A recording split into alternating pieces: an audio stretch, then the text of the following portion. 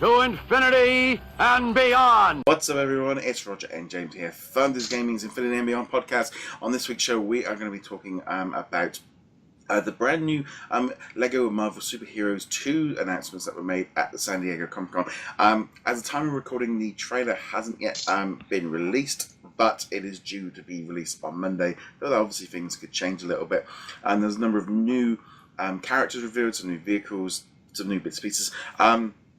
Over the weekend at San Diego Comic-Con, there was a panel at the event. There was also a number of different like live streams from IGN, and there was also ones on Marvel's own website. Unfortunately, the panel hasn't yet been released, or even we don't even know if it's been recorded. But there was most of the footage of what was shown off was then shown off on IGN, which kind of gave us a good idea of what's coming. But Jane, so what did you sort of think of some of the new announcements that came out from San Diego and Lego? So it's a good collection of characters that they announced. A nice wide variety of characters, but definitely digging a bit deep on some of these. I actually had to look up a couple of the characters. Yeah, just reading through some of these ones here. We had Ravana, no idea. Vulture, the Spider-Man Homecoming look. Dr. Octopus. Cosmo. Greenskin Smash Troll. Apparently, I think that character was in like half an episode in the 70s. Literally, that was a medieval Hulk, Frog, or Throwbrush Man, or Forbush. Yeah, no idea who he is. Howard the Duck. You also had Iron Duck, and then Gwenpool. And then some of the new vehicles included the Black Panther jet, Crossbones truck, and the Mini Revengers. And also Stanley is confirmed to be in the game as per normal. Definitely a wide selection. Gwenpool was definitely and Howard the Duck were the two main ones from that one there. So what's he got there? Just pulled the audio version. He just pulled something off the shelf. I couldn't see what it was. Yeah, I know it's actually the Mini Ravager set, which I didn't realize was going to be in the game. It's been back there since I moved to this location, but it's been sitting there. This was its moment to shine. So let's see. We got Ravana. She's a time traveling character, that makes sense. Yeah, this is going to be a time traveling game. The other thing that's interesting about her is she pretended to be Nebula at one point. So I wonder if they're going to use that in the game at all. I hope that doesn't spoil anything for anyone if, in fact, they do decide to make her take Nebula's place for a little while. Vulture is, of course, obvious. Dr. Octopus. Cosmo is the dog from Guardians of the Galaxy, the first one. Lockjaw still looks pretty good. Some of the video, he looks quite a lot of fun to play. Oh, yeah. And, I mean, you can expect all the Inhuman characters, like Lockjaw, will probably feature, because they do have the Inhumans TV show coming in. Yeah. About a month, give or take. Greenskin Smash Troll is basically just Hulk. Yeah. It's not Bruce Banner, but yeah. He actually first appeared in 2000 in a book called Avatar with 2 A's at the end, so Avatar for whatever reason. Not getting mixed up with blue skin ones. Right, exactly. Or The Last Airbender, whichever. Throg is Thor Frog. So that's kind of awesome. He only appeared in like a couple of issues, but he has been a legend in the Thor continuity forever. Loki always thinks that one's hilarious. And now I'm going to skip Forbrush Man for just a second. Howard the Duck, I think most people know by now. Iron Duck is just Howard the Duck in an Iron Man suit, basically. Gwenpool, of course, is one of the new characters. It's not Gwen Stacy. It's a new character. She's supposed to come from a world like ours where heroes aren't real, and now she's transported into the comic world where she retains her knowledge of all the comics that she's read. So she knows everyone's secrets identities. She knows all like the plot holes. She knows how narratives work. So she's like, oh, we're in the mid-issue of this arc. That means we're going to get beaten up, but don't worry, we'll conquer them next issue, which is actually kind of fun to read. And apparently as well, Arthur was saying as well, basically like, she's completely, because she knows she's in a comic book, she just kills everybody because she... Oh, yeah. She doesn't consider them real people, so... No, it's definitely. I would say that was like one of the main characters to be revealed was Gwenpool, and definitely there was it's just a very deep cut. I mean, you can now explain to me who this Four-Brush bloke is. Yeah, so let's talk about Four-Brush Man, because Four-Brush Man is an in-joke in the Marvel Universe going back to the 50s. He's actually a person who works at Marvel, not a real person. This is a fake person. He works in the fictional Marvel offices, and he was used by Stan Lee as someone who he could make fun of basically Marvel staff members without actually naming them. So he was the generic, like, we're just going to beat up on our own guys thing. And he didn't actually appear in comics until the 1960s, at which point he showed up. Maybe you can get a picture of this for the people watching. But it's him in a unitard with a like a soup kettle on his head that's got 2 eye holes cut out, and then like just a blue cape. He has no powers. He has no abilities whatsoever.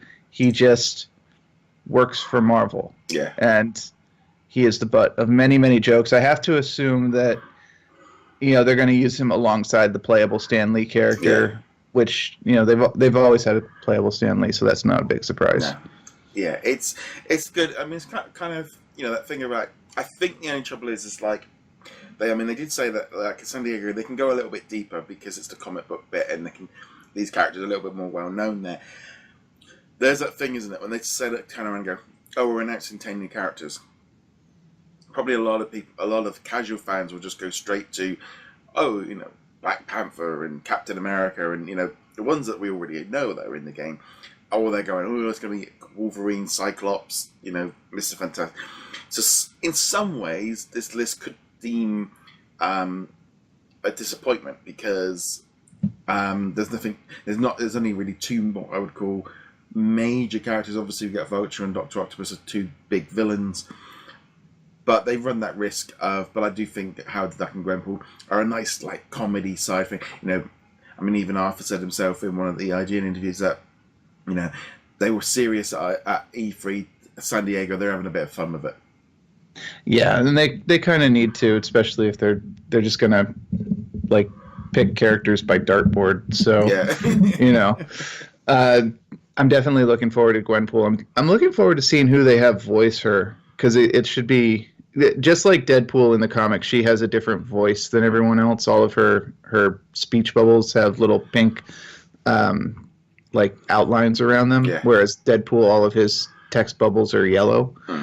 So I don't know. It should be interesting what they do with that, and it'll also be interesting to see how many of these characters, out of all of them, not just Gwenpool, but out of these 200, how many of them actually take part in the story. Because we've seen in past LEGO games, you know, Star Wars, Marvel, Batman, etc., that normally you only play the story mode with 30, 40 characters, and the rest of the characters are unlocked and you use them in the free play mode. So we'll see how many of them actually count. Also with Gwenpool, there's like a special, like, selfie mode as well, and you can change the filters and stuff. But she's the only one you can do it. And then another character that was announced was Carnom, which is like a hybrid between Carnage and Venom. Big, thick, can swing, looks great. Another awesome character. Though it's that kind of thing as well. It's just a reskin of 2 characters. So, but that one's still another great looking character. As far as the story mode, it's going to set. You start off with the Guardians fighting this celestial being. That's like the intro one, and then they go to Earth, which is then interconnected with the first game, where they come in and help out. You know, when they drop in after the Avengers have done their job, and Nick Fury's like, "Well, you've done everything. Why you turned up?" And they go, "Oh no, we're here about something else." That then leads straight into the next story. We're about Kang. So they've linked up the 2. So when they turned up, like I said before, well, actually, in both of the previous LEGO games, had none of the Guardians in, and where we assumed there would be a Guardians movie game, because the first one ended with the Guardians showing up, and in the Avengers, the Guardians weren't in it. So that's kind of cool that they've kind of linked these. So it is a sequel, because the main story is going to kick off from where the last one, in some ways, it's before they start going time travel. Yeah, I mean, if you play through the original one, it certainly seemed like they were going to go in a certain direction, and actually they decided in between now and then to go in a slightly different direction. But it's good that they're still acknowledging, you know, that from the first one. Yeah. So, but no, it's definitely looking good. And lots of different figures. There's going to be special bonus stage. Gwenpool's got some special rooms as well, or something that kind of offering. Definitely feels like Gwenpool's become the and Spider Gwen. They're definitely going after the newer characters to kind of the popularity of them. But obviously they've not got their own game, so they kind of just use bumping them up a bit.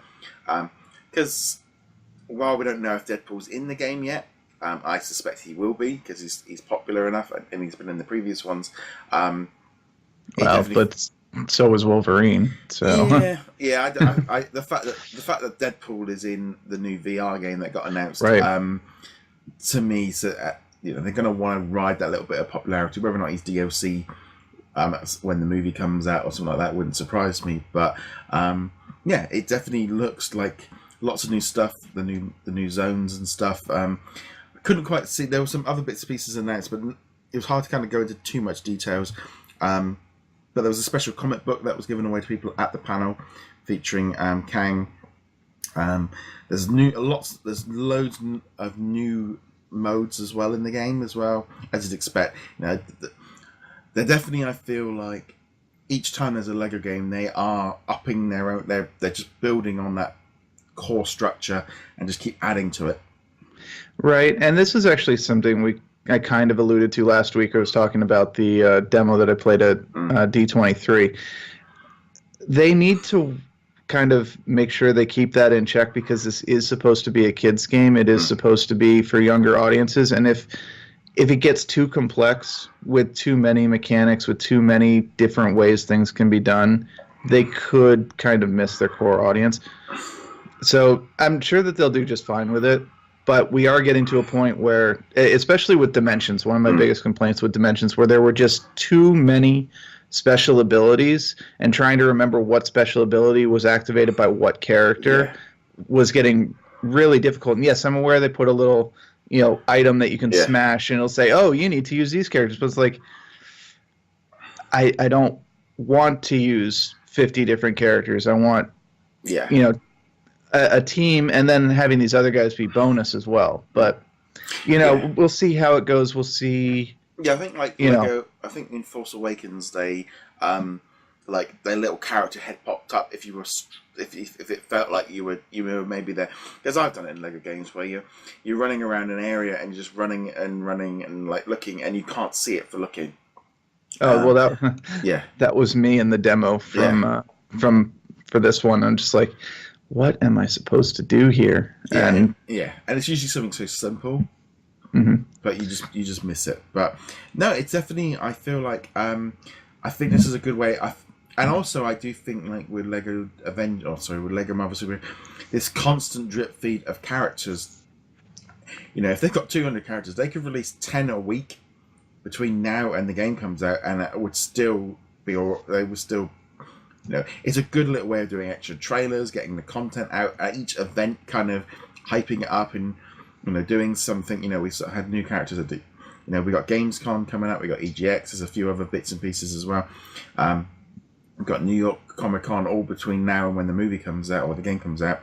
So I think this is a good thing. I mean, they can keep up that content. I mean, hopefully now in some ways, I think most of the convention season's done now for the next few weeks. I can't think of any of the big ones. I don't think there's any big ones, but we do have the next big one, really. Yeah, Gamescom. I think New York Comic Con is starting to become a bigger player, especially as it's more towards the end of the year, and it's the last chance for a lot of companies to get their the last boost, that last promotional bit right before parents have to start going out and buying presents for their kids or presents for yourself, whichever. I think that's about it for the major cons. San Diego's, of course, the super big one. So many things announced. So. Yes. So there we go. That was all the news from San Diego Comic Con from regards to the Lego Marvel Superheroes 2. Let us know which character you are most excited to see from the ones listed, and who would you like to see added in the future. Let us know your thoughts on that. As per usual, you can check us out over at DisKingdom.com, also at DisKingdom.com. You can hit that subscribe button. You can also find us on the audio platforms, and you can feel free to leave a review there. That will really help us out as well. And finally, just as a reminder, we've got about another week left on our July giveaway for Marvel's Guardians of the Galaxy, the Telltale game. So you can enter that over at DisKingdom.com and at DisGaming.com as well. James, where can they find you? You can find me heroiclegacy.com along with my little Ravager ship. Okay. And on that note, guys, thank you very much for watching. See you guys soon. Later.